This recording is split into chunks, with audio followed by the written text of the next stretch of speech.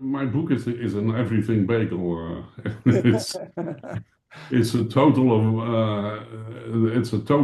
of different, but the mutual understanding, because the people that I searched, they were not professors in one branch, and they couldn't look at anything else. They are in fact quite holistic and bright-minded people. So they see that, oh, okay, this is my problem. Well, yeah, I understand that if you want to solve my problem, then you have to have six or seven other problems to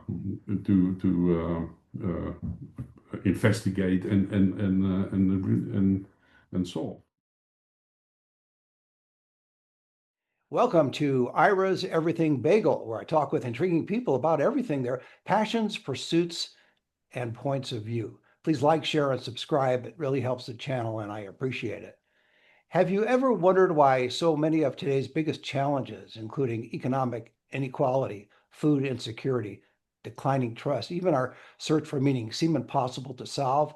What if they're not separate problems at all, but different symptoms of the very same system? My guest today is journalist, author, publisher, activist, and entrepreneur Fons Burger, whose new book, The Only Possible Solution: How to Shape the Future for Our Next Generations, takes a bold and refreshingly optimistic approach to some of humanity's most pressing issues. Instead of offering another quick fix, Fons argues that real progress only happens when we recognize how deeply interconnected our problems really are and how many of the solutions already exist if we're willing to think differently. Drawing on the work of leading experts in ecology, economy, psychology, technology, governance, food, water, and religion, Fons paints a hopeful roadmap for creating a more sustainable, equitable, and meaningful future. Today, we'll explore why traditional approaches often fail, what systematic thinking really means, and how each of us can play a role in shaping a better world for generations to come.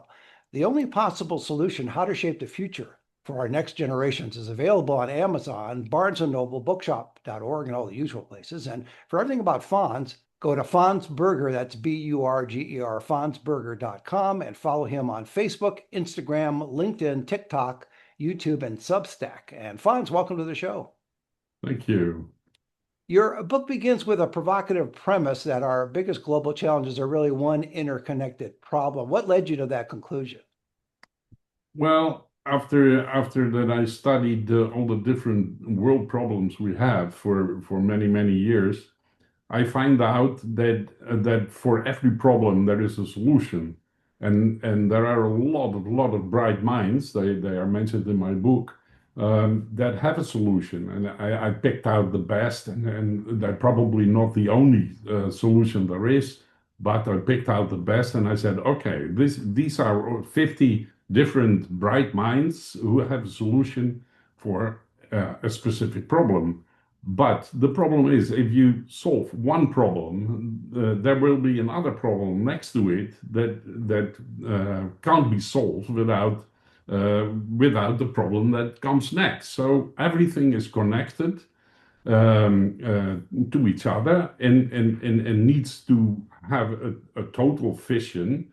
And so I find out that if you look at the from the future back to the situation where are we now, that's what I call the long-term thinking.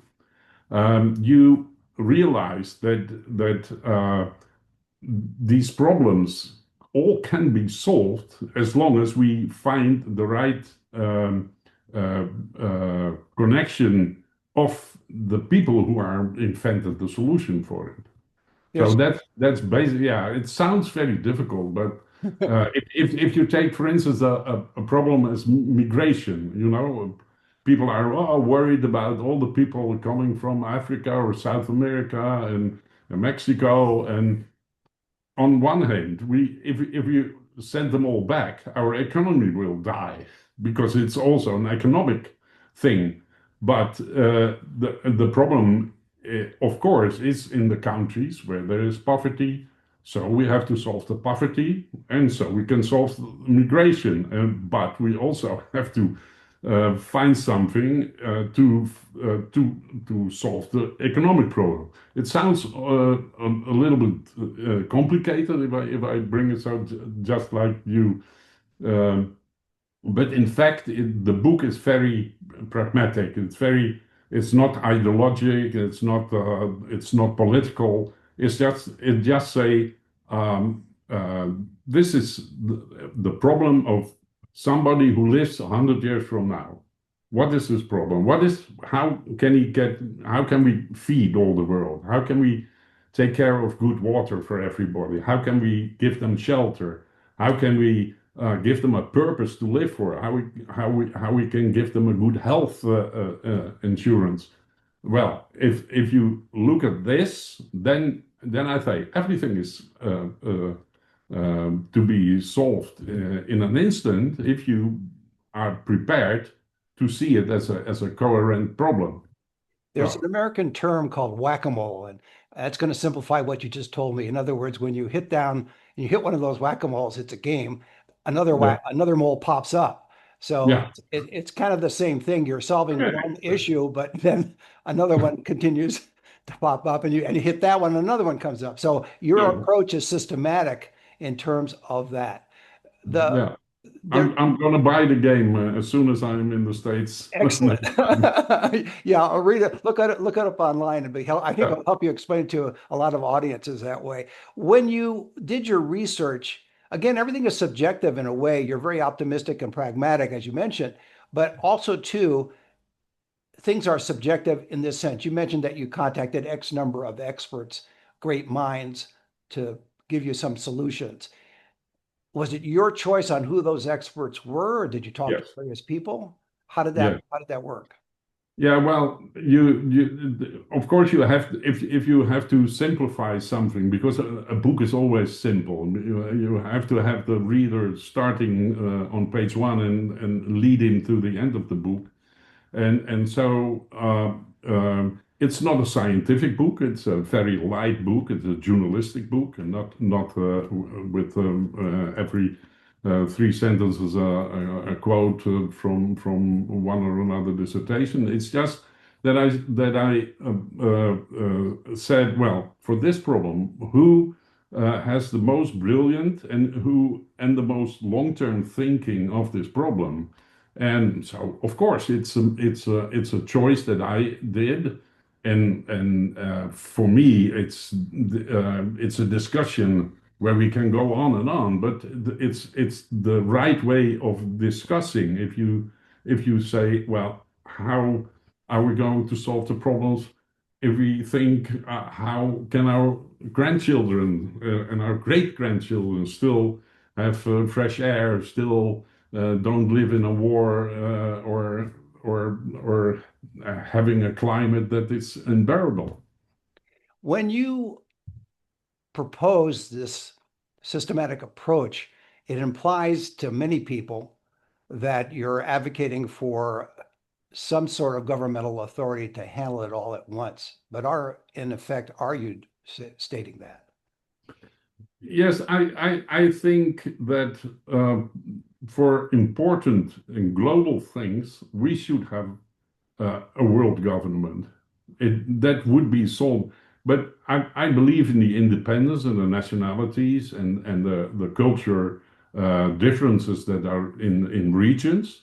But I also believe that some important things uh, should be arranged globally because you have the anti-globalist and people who say, ah, we don't want to, let's put the borders down and but that's no more possible. See what's happened when the Strait of Hormuz is closed down. The world can we just fall down.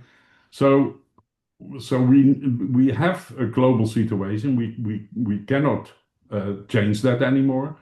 So then the most logical thing is to think of a world government. And in fact, we after the Second World War, when we all had in Europe a big pile of problems, there was also the born of the United Nations, they are still functioning. Sorry to say that they are not as powerful and not as fantastic as they should be. But it's a logical idea to have a power that would go over the borders, because all these borders they give us a lot of problems. Well, this is where I think some people would challenge you, and in the sense that, Absolutely, yes, I like that. especially the United Nations, where you have various departments of the United Nations that really appear to be unaccountable. And if you have a you said you wanted them to be more powerful. If you have it more powerful without accountability, then what do you end up with? I mean, you have challenges to the World Health Organization. There are other elements of the United Nations that have been shown to be corrupt or ineffective. So I'm Yeah, wondering and whether, very bureaucratic as well. yeah, and if you start with that premise, you're going to lose a lot of people that might agree with you on the fact that there needs to be a systematic approach. But you Mm. have, I guess the issue is, Fons, you've got so many different cultures in so many different countries. And as a result,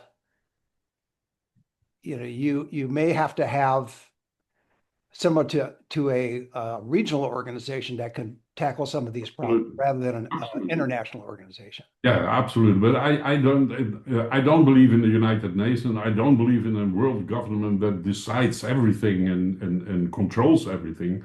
But I think, and it's just an opinion. It's even not in my book, as we have to have a world government, or but it's the idea is that some things go over the border. If you talk about the precious metals, about the oil, about all the things that we need, they are all the cause of many conflicts we have. So it's a logical idea that some of the things, and you should respect the cultural differences. I mean, I live partly in Spain, and Catalonia wants to be independent. And why shouldn't they? I mean, if the important global things of Spain would be arranged from Madrid, then it wouldn't be a problem that Catalonia or Basqueland have their own government and have their own responsibility and have their own culture to preserve. I mean, I wouldn't like to be forced to be an American or be a Chinese, or I'm a Dutchman, and I like to stay. I like to stay, and I like my culture. But that doesn't mean that I understand that some of the problems that we have only can be solved if we forget about the borders and we come together to a conclusion about how we solve them.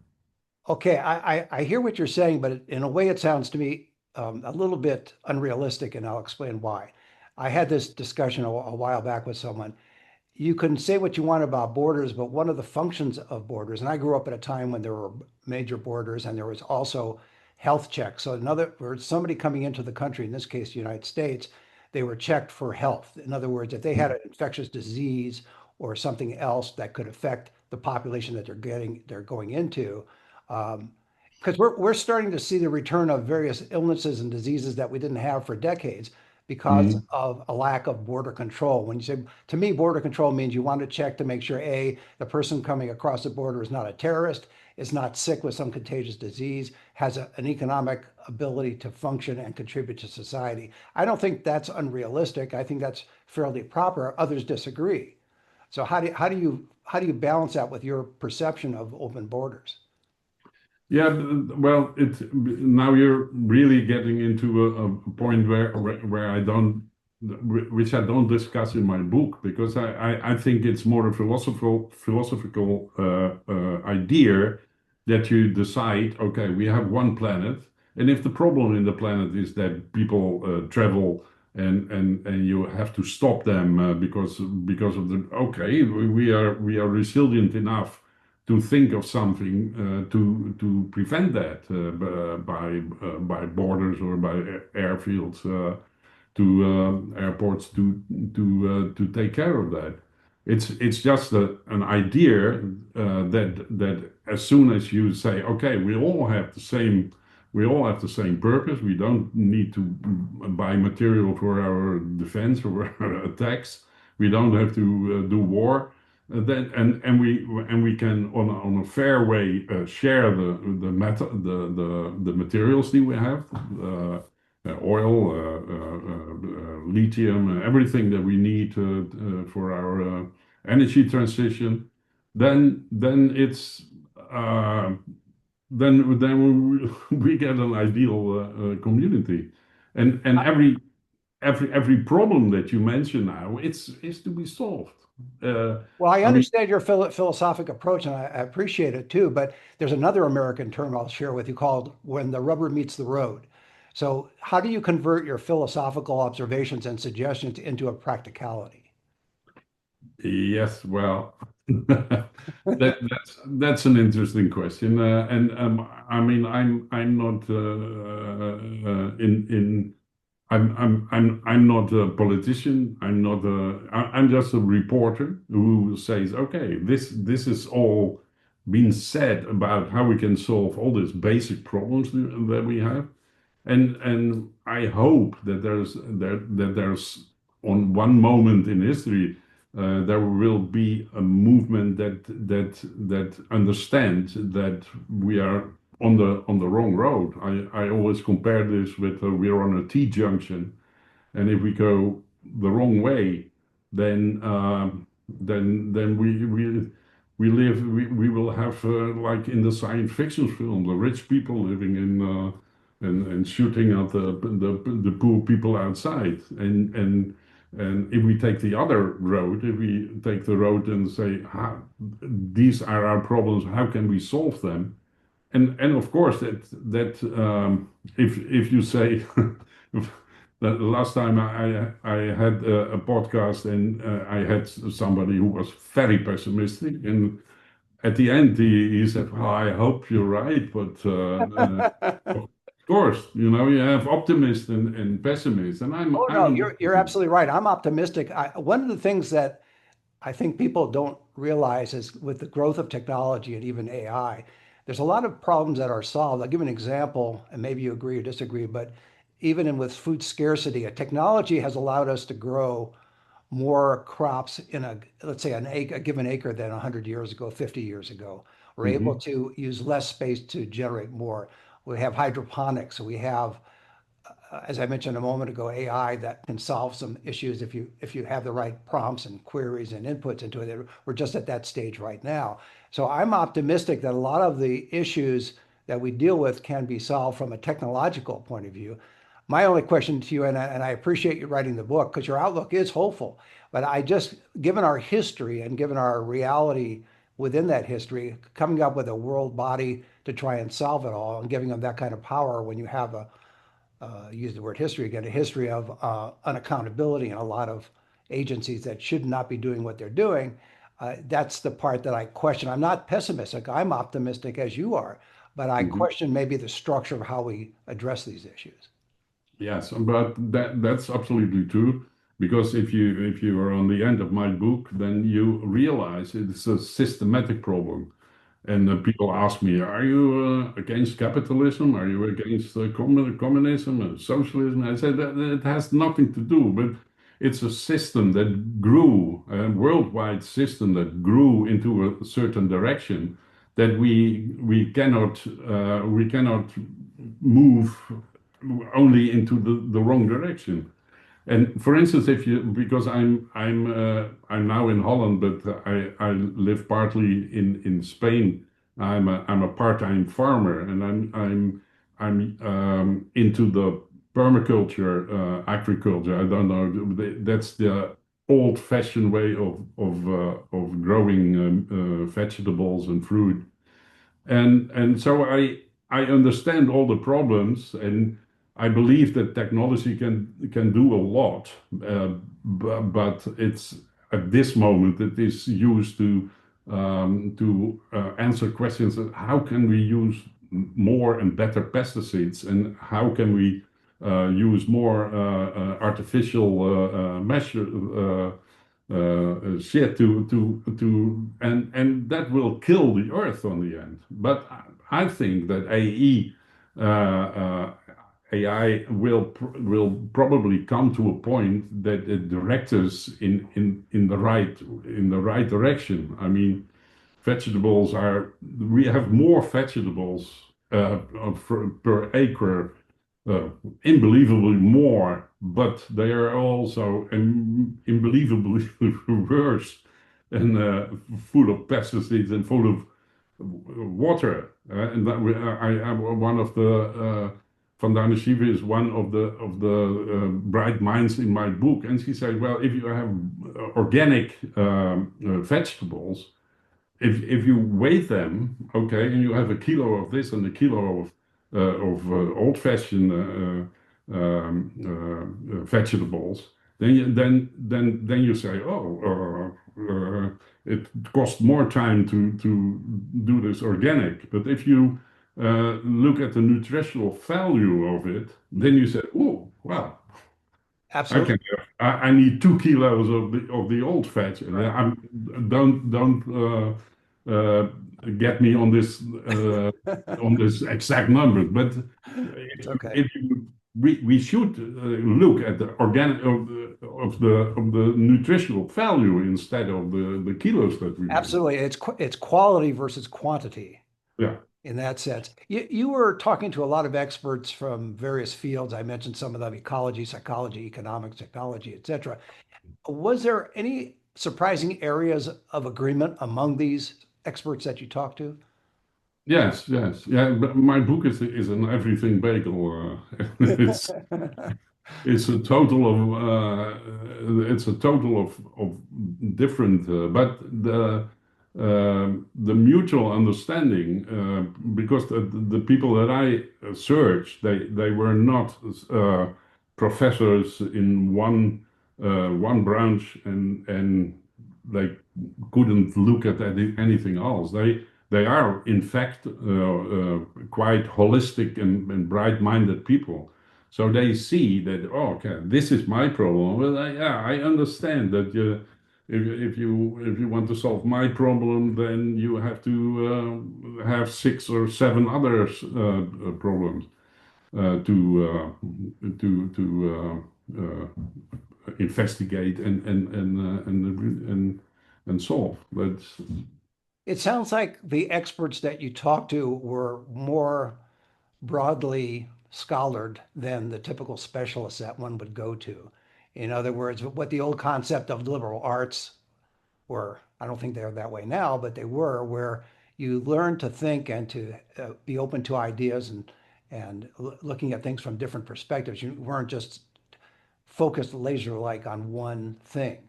They seem to be open-minded in terms of seeing a wider area of yes, knowledge. absolutely. Who was the most fascinating expert you talked to? Well, Vandana Shiva is an example. She's a I want to call her age because that's not polite, but she is a little bit younger than I am, and I'm almost 74.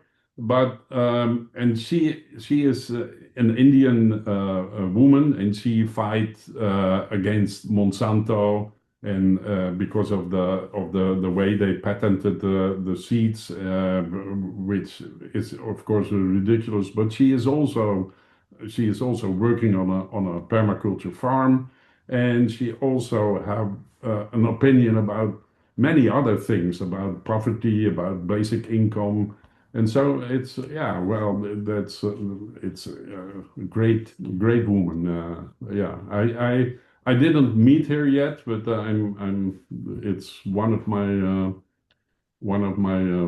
things on the bucket list, I would say. Oh, you have bucket lists up there as well. That's good. Okay. Yeah. The Yeah, well, my dream is that I could get all those people. Well, some of them are dead, but and there are also younger people because the average age of this bright minds is quite on the high side. And I hope once to get them together and to make a blueprint, and then I could answer your questions like the rubber on the road, The rubber on the road. rubber on the road. Not a How river. If the river on the road would be flooded, but that's okay. The the rubber? Yeah, I said rubber, no, the rubber on the road. Uh, no. the Have you shared your book with some people that are of a certain age? And what I mean by that is young people, and get a feedback from them on if they get a sense of what you're talking about. People that are middle age or older will read it and get a lot from it. Have you given it to someone who's really like in their 20s, and do they get a sense of the optimism that you talk about in the book? Yes, yes. I got children. They are around 30, and I have two grandchildren in the age around 20, and I talk to them, and we have a lot of discussions. And I also but realized the book is only came out this month or last month. So, but I know that. I know two things. I know this book is actually a warning for this generation, the Gen Z and the millennials, so do something. Right. But the other thing is they don't read books.